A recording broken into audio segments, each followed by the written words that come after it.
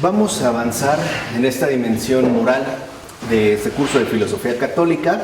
La ocasión anterior nosotros ya acabamos con Kant y para darle continuidad vamos ahora a empezar con moralidad con principios, ¿no? Ya hemos definido en un primer punto lo que es la cuestión de la moralidad y ahora vamos a hablar de moralidad con principios. Así, lo primero que podemos decir ya de manera clara es que la moralidad es pues desrealización de la autonomía. Eso sería moralidad.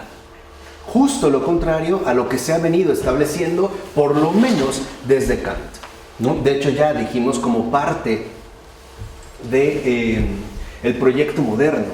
Entonces, podemos decir, ¿no? Moralidad es desrealización de la autonomía, o sea, ruptura del sistema, o sea, desorden establecido. Es decir, movimiento inicial de vinculación o comunión que nos conduce a no perder, aquí sí, cueste lo que cueste, la alegría de ser con, ser de y ser para Jesús, quien comparte y dona gratuitamente su absoluta entrega con todos y cada uno de nosotros. De hecho, ofreciéndose a sí mismo como camino conductor y rector, ¿no? Aquí ya encontramos una moralidad con principios. Ante todo, ya entender moralidad en términos de desrealización de la autonomía, ¿no? En esa misma radicalidad. Si el proyecto moderno buscó implementar con radicalidad la autonomía, ahora con esa misma radicalidad postulamos pues la moralidad como esa desrealización. Así, lo que podemos ver es que esta moralidad, en tanto desrealización de la autonomía, es decir, movimiento inicial de vinculación o comunión, ¿no? Santificación, si lo quieren ver así, esta moralidad, decimos, comienza con Dios y termina con Dios en Jesús, en tanto principio esencial de conducción y realización de nuestro humano designio. ¿Cuál es este humano designio? ¿Cuál es este humano designio cuya conducción y realización está ya en Jesús? Volver de nuevo y como nuevos al Padre que tanto nos ama y quiere en acción. Es decir, según las radicales exigencias de esa plenitud de llegar a ser que nos vienen dadas y ofrecidas con toda coherencia, cohesión y voluntad de comunión, asimismo paternas y por ende filiales. Entonces, no solo se trata de llegar de nuevo al Padre, sino también llegar como nuevos, llegar de nuevo y como nuevos a Él. Ciertamente, la acción de Dios es iniciativa de realización y cumplimiento para el hombre, es decir, luz de la razón, que como guía moral le muestra por dónde debe andar para ir en el camino correcto. Pero también, y esto es fundamental, la acción de Dios es voluntad de ejecución, por gracia, para llegar al fin, no como el término, sino la finalidad que Él mismo le prescribe. Entonces ya podemos aquí entrever cómo esta acción de Dios, ¿no? Es tanto luz, ¿no? de la razón como voluntad de ejecución. Es guía y fundamento. Asimismo, alcanzar esta finalidad de ofrecimiento divino implica asumir una acción real por parte del hombre. ¿Cuál es esta acción real? ¿Qué es, digamos, lo que se requiere en este caso? Coherencia en el pensar, cohesión en el obrar y voluntad de comunión para llegar a ser posesión suya, que sería la acción real de reconocimiento y encuentro. ¿Recuerdan cómo Kant lo planteaba justamente al revés? La moral como ese acto supremo de posesión, es decir, de autoposesión. Aquí ocurre lo contrario. Aquí lo que tenemos nosotros que alcanzar es coherencia en el pensar, cohesión en el obrar y voluntad de comunión. Así pues, tanto es real el designio de realización que Dios nos ofrece, como es real el hecho de que el hombre ha de lograrlo, siendo siempre asistido por su Señor y Creador a todo lo largo de su respectiva travesía moral, ¿no? Aquí, digamos, estaría como esta vinculación recíproca entre ambos. Es real lo que Dios el designio que nos ofrece, así como es real el recorrido que el hombre realizará, siempre asistido pues por su Señor y Creador. Y esta travesía moral asume, por así decirlo, todo lo que somos, todo. todo lo que somos, así, tal y como somos, sin omisiones, sin adulteraciones, así. En tanto implica llevar a cabo la plena realización de nuestra humana realidad según su máxima expresión. Eso es justo lo que habría que alcanzar. ¿Cuál es la plena realización de nuestra humana realidad según su máxima expresión? La santidad, o sea, los hijos de Dios. Este sería entonces el verdadero principio moral, ahora sí, purificado de todo hedor maléfico que vincula con total adhesión a Dios con su criatura y a ésta con Él. O sea, la moralidad no tiene por qué ser ruptura con Dios, no tiene por qué ser desvinculación con respecto a Dios, más bien por el contrario, tendría que ser, en tanto principio moral, un verdadero eje de vinculación efectiva, ¿no?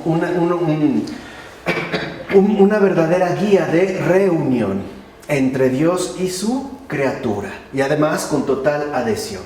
Así pues, la obligación moral máxima consiste en creer en la verdad que se ha revelado y en llevar a cabo una adhesión voluntaria a dicha verdad. Y aquí están los dos niveles.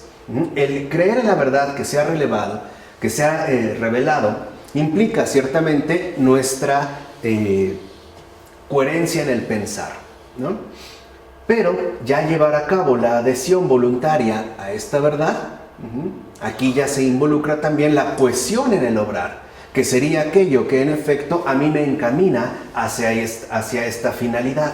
Porque no basta con conocer a Dios, hay que reconocerle también. Así, esta es una respuesta total a su llamado, pues reconocer la verdad y adherirse voluntariamente a ella constituye el acto esencial de la obligación, que establece la auténtica moralidad. En consecuencia, y esto es importante, el acto realmente moral es la adhesión voluntaria a la verdad, obviamente encarnada, por medio de fijar el punto de unión y reunión entre los actos humanos y esa misma verdad, justamente para que dichos actos sean en realidad acciones. Y aquí ya empezamos a ver nosotros un matiz fundamental. No basta con tener actos, sino hay que alcanzar verdaderamente, ¿no?, la dimensión de acciones. En tanto, la acción, las acciones en general, es decir, lo que realmente podemos llamar una acción, no es más que las realizaciones humanamente integrales de coherencia en el pensar, cohesión en el obrar y comunión voluntaria en la verdad de ser. Estas son las acciones. Si alguno de estos tres puntos falta, no estamos hablando de acciones. En todo caso, estaríamos hablando de actos. Por eso nosotros hablamos de la acción litúrgica, porque involucra, por ejemplo, estas tres dimensiones. ¿Qué pasa, por ejemplo, en el caso de un hereje? No puede alcanzar una acción y por eso se desvincula partiendo de determinados actos. A esto le podemos llamar también reconocimiento práctico o bien reconocimiento voluntario de adhesión testimonial con la verdad, que dicho sea de paso, es justo aquello que nos libra de toda posible falsificación moral, o sea, del engaño propio de la inmoralidad, ¿no?, que es lo que nosotros tratamos de exponer en el apartado anterior. Así pues, nuestra máxima obligación moral ciertamente consiste en que nuestra voluntad esté obligada por la verdad. Pero ojo, aquí hay que entenderlo bien. Pero tal obligación también compete a nuestro conocimiento, ya que es necesario que el conocimiento veraz, o sea, tocado por la verdad, iluminado por la luz de la verdad, remita también a la voluntad en una mutua obligación de correspondencia, o sea, sujeción compartida a partir de la verdad. Y dicho sea de paso, es precisamente esta mutua obligación de correspondencia la que le da al conocimiento una nueva dimensión de expresión, que de hecho le hace manifestar su condición en verdad moral de ejecución, ya que el conocer no solo se limita ya a ejercer su capacidad de adquirir conocimientos, por ejemplo, guardándolos para sí, sino que más bien se esmera con empeño en dar a conocer aquello que la verdad establece y le comparte. Entonces, el conocer también es un acto de ofrecimiento generoso. No solo el conocer entendido como un autoenriquecimiento intelectual, sino el conocimiento justamente como un empeño fundamental en dar a conocer la verdad. De tal forma que este reconocimiento práctico, el conocimiento, también está al servicio de la voluntad, de la verdad.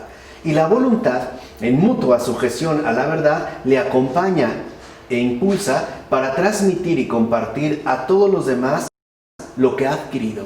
Por eso el verdadero conocimiento también es testimonial. No solo es un cúmulo, por ejemplo, de materiales intelectualmente procesados. El conocimiento también lleva un claro matiz testimonial, porque conocer la verdad es llenarse de ella para darla a su vez a conocer. Y este rasgo lo vemos precisamente, que es el que ha revelado el propio Jesús. Cuando sus propios discípulos les dice, vayan, y bauticen a todos, haciéndolo en el nombre del Padre y del Hijo y del Espíritu Santo, vemos cómo la verdad también coloca un envío. Y el primer envío de cualquier discípulo de Jesús es conocer primero la verdad para darla a conocer, para que pueda avanzar en su respectiva transmisión. O por ponerlo en términos un poquito más doctrinales. Un verdadero discípulo de Jesús es un miembro más de una larga tradición. El conocimiento así enlaza con la tradición viva que se va precisamente transmitiendo de persona a persona, en el contacto personal. Por eso el conocimiento no es algo exclusivo de alguien, como lo plantea, por ejemplo, el proyecto moderno. Ya lo veremos cuando hablemos de la epistemología. Pero, más bien habría que ver que el conocimiento es inclusivo, porque uno conoce para dar a conocer. Hay una finalidad fundamental en el conocimiento, en particular, o de hecho de otra manera, en especial cuando se trata del conocimiento de la verdad. Así pues, el acto de conocer se desprende de sí para ofrecer con grata generosidad, según la fuerza que la voluntad le añade, sus respectivos contenidos, es decir, conocimientos. ¿Qué vemos entonces en este caso? ¿Qué ocurre con el conocimiento? El conocimiento también se crucifica, también está crucificado. El conocimiento se desprende de sí para dar a conocer a aquel que es más grande que él mismo. Piensen en la figura de Juan Bautista. No, digamos cuando dice, ¿dónde está el Cordero? Ese es el Cordero de Dios. El Cordero de Dios es como Juan Bautista, es un señalamiento hacia lo más grande, hacia el más grande, hacia el cual el propio conocimiento, aún sus elevadas alturas intelectuales, no es capaz, no es digno ni siquiera de desatarle la correa de su sandalia. Y esto involucra una actitud completamente diferente. De tal forma que en este caso, el conocimiento, es decir, el acto de conocer, termina convirtiéndose de tal manera en ejecución de donación intelectualmente benéfica en tanto moralidad del conocimiento, o sea, el dar a conocer.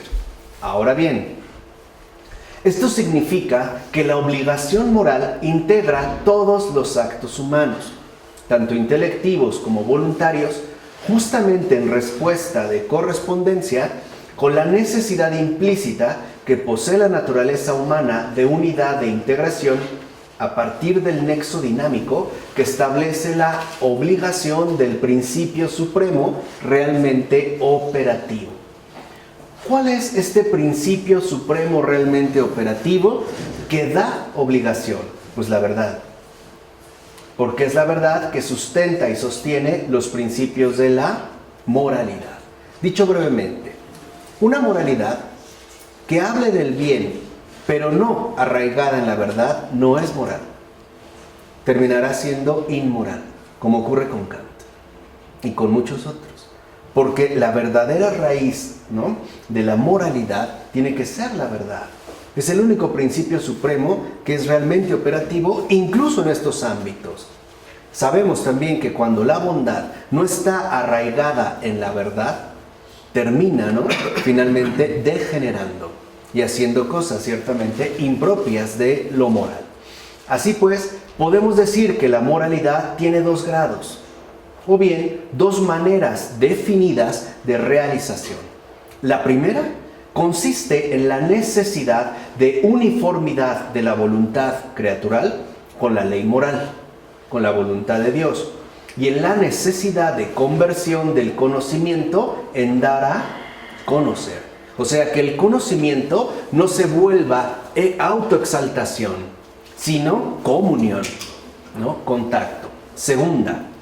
La segunda manera definida de realización de la moralidad consiste en el esfuerzo que debe hacer el hombre para llevar a cabo tal necesidad de uniformidad y de conformidad de realización con la voluntad de Dios. Y esto solo se logra a través de la humildad y la obediencia. La moralidad es entonces tanto recepción, o sea, reconocimiento de la necesidad de uniformidad, como asistida realización, que es el consentimiento en conformidad, aceptación de la gracia. En consecuencia, el sujeto, ciertamente obligado por la verdad, o no cumple con tal obligación, o sí lo hace.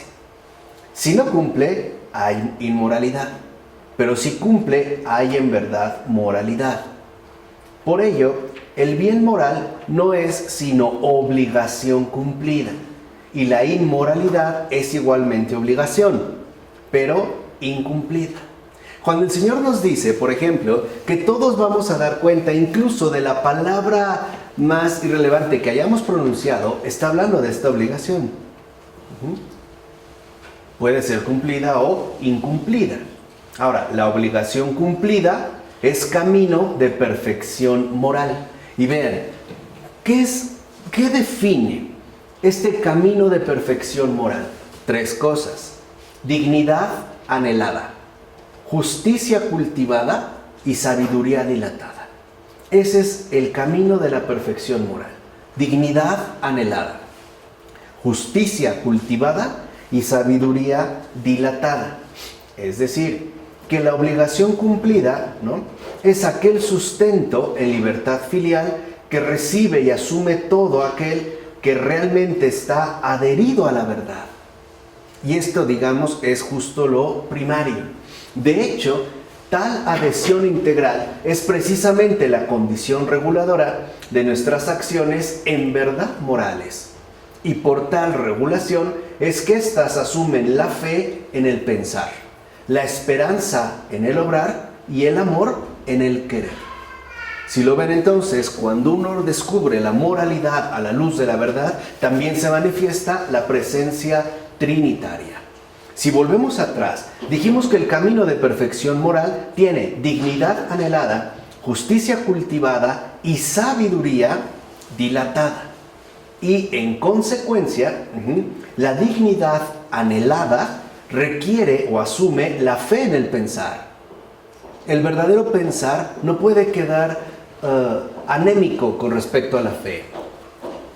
El verdadero pensar, ¿no?, asume la fe.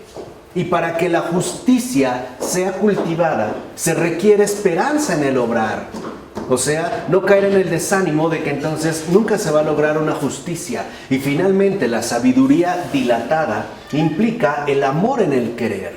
No solo basta con querer. ¿Se acuerdan qué es lo que decía Kant, ¿no? Lo importante es la elección que yo hago, porque eso es, digamos, lo que yo he querido.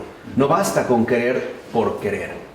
Habría que estar fundamentado, en este caso, en el amor. Ahora, lo vamos a explicar un poquito más. La fe en el pensar conduce al reconocimiento de la verdad.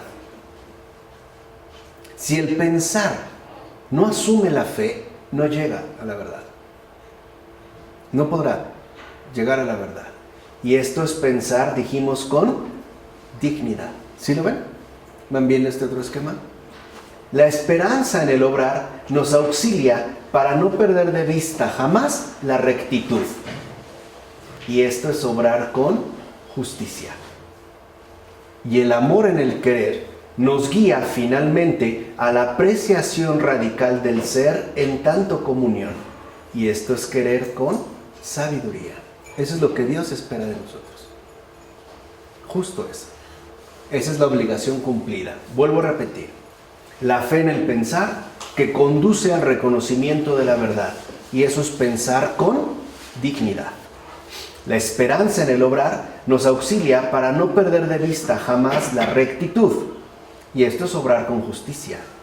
Y el amor en el querer nos guía finalmente a la apreciación radical del ser en tanto comunión. Y esto es querer con sabiduría. En consecuencia, pensar sin reconocer, obrar sin esperar y querer sin amor, sea de la manera que sea, es aquello que nos desvía de la dimensión correcta de la moralidad. Ya no estaríamos en el ámbito de la moralidad, ¿no? Este es como el resumen fundamental. La moralidad... ¿Después regresar? Sí, sirve que estamos... Gracias.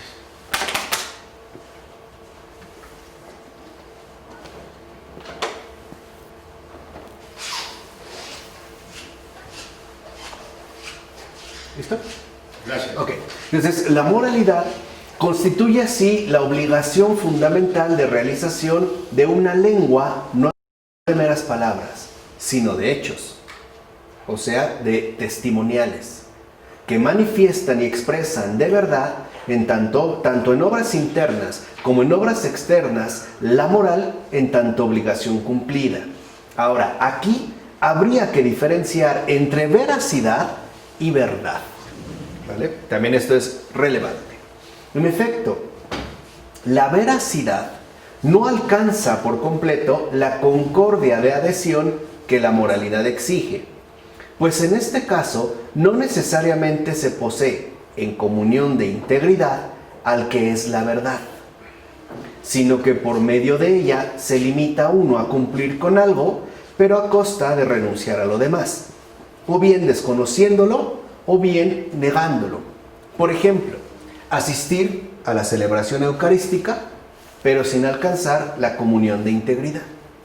Mi participación litúrgica es veraz, pero si no se manifiesta en testimoniales, no está realmente en comunión con la verdad. Lo cual pone al descubierto la cuestión fundamental que define la cualidad esencial de mis actos morales. Se trata de una cuestión fundamental que, en resumen, puede quedar expresada en términos morales de la siguiente manera: o él o yo. O él o yo. En efecto, fíjense, ¿estamos dispuestos a pensar con fe, cueste lo que cueste? ¿A obrar con justicia, cueste lo que cueste? ¿A querer con amor, cueste lo que cueste? ¿En verdad lo estamos? ¿Sí o no? ¿Se acuerdan cuando el Señor habla de los tibios? Aquí es donde entra. ¿Sí o no? Dicho de otra manera, ¿estamos realmente dispuestos a asumir la radicalidad de perfección que la verdad proclama y reclama? Nos encontramos en total disposición para que sea crucificada por completo nuestra deformidad moral, cuya raíz fondea y se hunde en nuestro particular egoísmo? ¿Sí o no? El mapa esencial de referencia, nuestra personal situación y ubicación con respecto al orden de la moral, puede quedar delineado a partir de las respuestas que demos personalmente a tales preguntas. Ahí es donde se puede más o menos observar en este mapa en dónde es que nos encontramos ubicados, ¿no? Así pues, si estamos ubicados, por ejemplo, en el terreno de la veracidad, entonces nos apegaremos y escudaremos en el ámbito legislativo de la actuación exterior. Con eso nos conformamos, ¿no? Poniendo en marcha todo el complejo aparato de códigos de comportamiento humanamente aceptables. Por el contrario, si estamos realmente en adhesión con la verdad, entonces asumiremos, en principio, el orden ejecutivo de realización moral interior, que es llevando a cabo la ejecución de la voluntad divina rectora en carne propia, cueste lo que cueste, con toda nuestra mente, con todas nuestras fuerzas, con todo nuestro corazón. Por eso ese es el primer mandamiento. Por eso está ubicado en la raíz de todo lo demás. O sea, si no estamos realmente, en este orden ejecutivo de realización moral interior, vamos a desembocar en el ámbito legislativo de la veracidad, que de hecho es el que en efecto desarrollaron, por ejemplo, los fariseos. Y es lo que Jesús denuncia, Dios está en sus bocas, pero no está en sus corazones. Porque no han entendido, o no han más bien asumido la radicalidad de exigencia que en efecto esto implica, o sea, la verdadera adhesión a la verdad.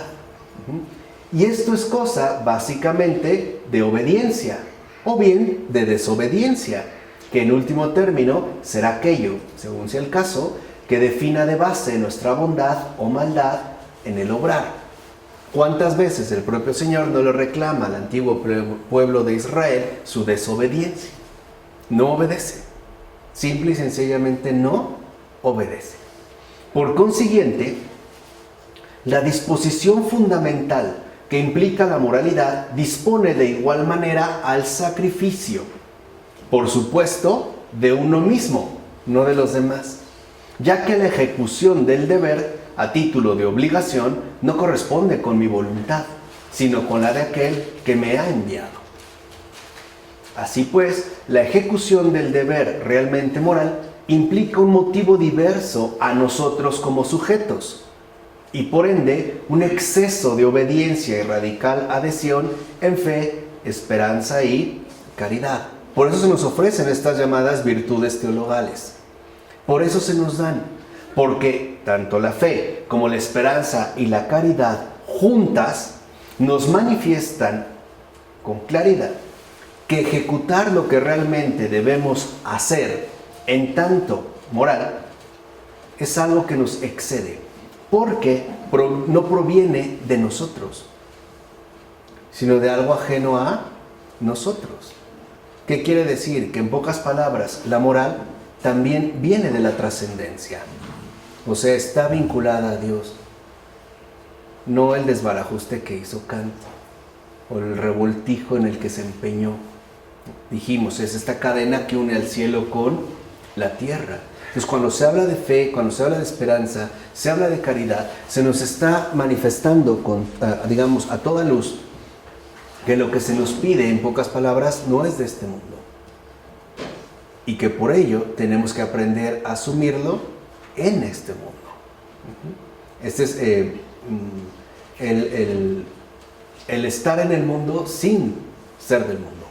De tal forma que entonces este motivo diverso a nosotros como sujetos nos ayuda a entender la necesidad de esa obediencia y radical adhesión. De todas maneras, fíjense, y esto es importante, de todas maneras el sacrificio es inevitable. De todas maneras. En efecto, si yo me encierro en mí mismo y solo pienso en mi felicidad y bienestar porque son mías, es decir, porque eso es lo único que quiero, y no quiero ni pienso ni busco siquiera algo más aparte de mí, no salgo del yo. Y en consecuencia me someto en total sujeción y lo sacrifico todo, también a mí mismo por nada. De todas maneras, el sacrificio es inevitable. De ahí la exigencia de apertura y renuncia, o sea, sacrificio, que la moral proclama. Renuncia a la propia limitación en el pensar, en el obrar y en el querer. Y disposición de apertura para salir de los angostos y por demás reducidos límites del sí mismo, que no soporta la necesidad de ser sacrificado por algo mejor, pues el sí mismo, el yo, se cree que lo es todo. Y no se la pone fácil a su Señor y Creador.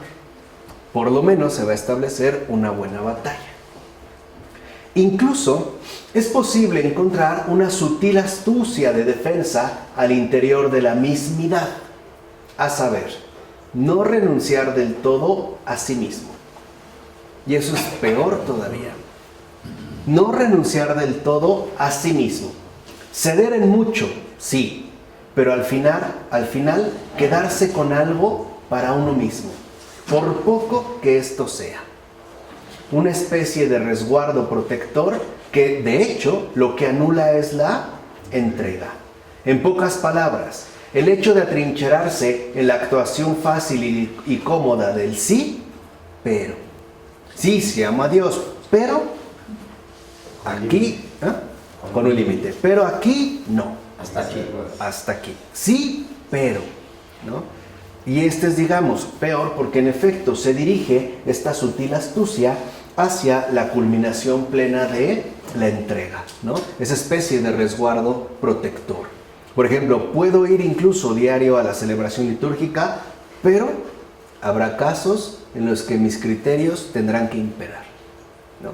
No es ya la entrega total, sino el límite. Por tanto, la moralidad establece, afronta y confronta una situación de oposición con respecto al sujeto.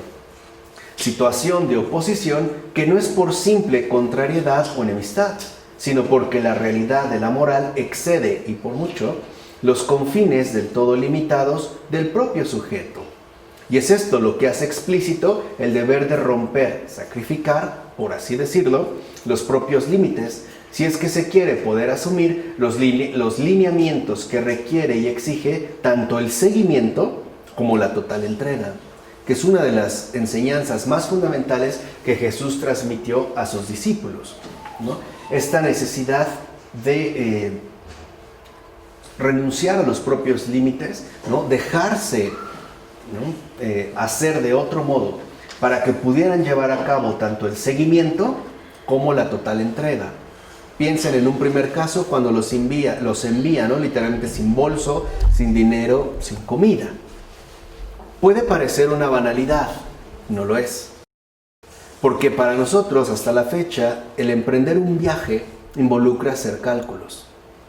No solo financieros, sino anticipos de todo tipo. Desde qué clima va a haber, va a ser frío, va a estar lloviendo, va a ser calor, etcétera, etcétera, etcétera. O sea, involucra centrarse en uno mismo. Cuando el Señor pone justamente lo contrario, lo que está diciendo es que tenemos que aprender a esa renuncia fundamental. De tal manera que el seguimiento, ¿no? Ven y sígueme, es justamente, ¿no? Como el preámbulo esencial para la posterior total entrega, ¿no? Lo vemos también, por ejemplo, con el apóstol Pedro, ¿no? Si lo ven cuando está en el lavatorio de los pies, el primero, ¿no? Jesús está lavando los pies, Pedro ya ha dicho que él es el Mesías, Cristo, ¿no? Cristos, el Mesías, el Hijo del Dios vivo, y le toca su turno. Lo primero que dice Pedro, y es humanamente comprensible, es que no, que a él no se los va a lavar, que tendría que ser al revés. Humanamente no se equivoca, ¿no? La equivocación de Pedro, en todo caso, consiste en suponer que él tiene la razón. O sea, fiarse o quedarse limitado a sí mismo. Cuando Jesús le dice, si no haces esto, no tendrás parte conmigo, o sea, no podrás llegar, ¿no? El seguimiento a la total entrega. Entonces Pedro da como el otro giro, entonces báñame todo, no solo los pies, la cabeza, la espalda, todo, ¿no? Y Jesús lo vuelve a corregir. No importa lo que nosotros vamos a decidir, por bueno que sea, sino dejar, ¿no? En este caso, que el Señor obre hasta que se pueda obtener o alcanzar esa total entrega. De ahí pues la necesaria humillación hacia sí mismo que uno debe atravesar para poder alcanzar el auténtico sometimiento a la verdad que hace nuevas todas las cosas, incluso en cuestión de moral. Ahora entienden de dónde brotaba la raíz más honda del llanto de Pedro cuando Jesús le anuncia justamente la traición. No es tanto la traición en sí misma, eso Jesús ya lo sabía y se lo dijo, y no por eso lo trató mal, ¿o sí? No, eso ya lo sabía, no es tanto la traición en sí misma. Lo que realmente, ¿no?, es necesario para Pedro es la humillación hacia sí mismo. Esta es, digamos, la purificación fundamental de Pedro. De hecho, es el primero que experimenta esta humillación radical hacia sí mismo. Y por eso va a ser la piedra. Porque en tanto piedra de la iglesia es justamente, ¿no?, aquel que brota no de la exaltación, sino de la humillación hacia sí mismo. Y lo vemos en su crucifixión. Por eso precisamente pide ser crucificado boca abajo. Porque ya sabe que no es digno de ser crucificado de la misma manera que su Señor. Ya no es una humillación buscada, es la humillación hacia sí mismo a la luz de la verdad. No es quererse hacer el malo como muchos, no es que sí, soy bien malo, no es esto. Es literalmente, ¿no?, el encuentro vivo con la verdad que, ¿no?, nos pone al descubierto lo que en verdad somos. Y por lo tanto la consecuente humillación. Ahora, esta humillación forma parte también de la virtud moral, porque hace efectuar la verdad en su proceso de realización sin añadir negación ni agregar omisión. Es decir, según la rectitud del cristiano realismo, que no engaña ni miente a nadie, ocultándole la realidad de la cruz que conduce a la resurrección. Y esto es muy importante. Tampoco aquí se engaña pensando que todo va a ser sencillo, no es cierto. También hay una cruz. Y en moral es la humillación hacia sí mismo. Y que, como sabemos, conduce a la resurrección. Por eso Pedro va a ser capaz de volver a ponerse frente a frente al Señor. Así pues, adhirámonos a la verdad también en moral. Adhirámonos a aquella verdad moral que está en el hombre, pero no es el hombre mismo, sino su posibilidad de moralidad esencial o realización de santidad. La verdad nos hará libres del aprisionamiento de la esclavitud que produce una moral no rescatada, o sea, una moral hecha por nosotros mismos. Efectuemos, pues, la adición y aplicación de nosotros mismos a Él, de una vez y para siempre, para dirigirnos a esa plenitud de ser que el Señor nos promete bajo una ley eterna de paz inconcebible. No dejemos que una moral no rescatada, sea la que sea, nos prive del excesivo privilegio de incorporación al bien, donde el hombre se adhiere plenamente a Dios en nombre de la moralidad. Y tampoco caigamos nunca en desánimo. Avancemos más bien con paso seguro, confiado y alegre a través del realismo cristiano, es decir, del camino del servicio divino que no nos engaña para nada, pues trabajamos para el Señor, cuya eterna fidelidad jamás nos abandona. Pero seamos asimismo precavidos en estos tres aspectos. Primero, la presunción. Muy precavidos. Lo que el Señor nos dijo, ¿no? Velen y estén preparados. Estemos muy precavidos con la presunción.